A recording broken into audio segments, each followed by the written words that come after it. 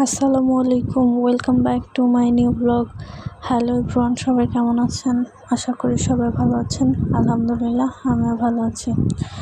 আজকে আমি খাবো দই আর চিড়ে।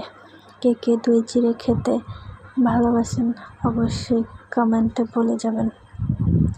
তো আমি প্রথমে চিড়েটাকে ভালো করে পানি দিয়ে ধুয়ে নেব। চিড়ের মধ্যে অনেক এক্সট্রা ময়লা থাকে, যেগুলো ধুয়ে নিলে ভালো হয়, নয়তো পেটে ব্যথা করবে। তো যাই হোক, আমি চিড়েটা ভালো করে ধুয়ে নিয়েছি। তারপর আমি দোকান থেকে দই নিয়ে এসেছিলাম কিনে, সেই দই দিয়ে আমি চিড়েটা খাবো।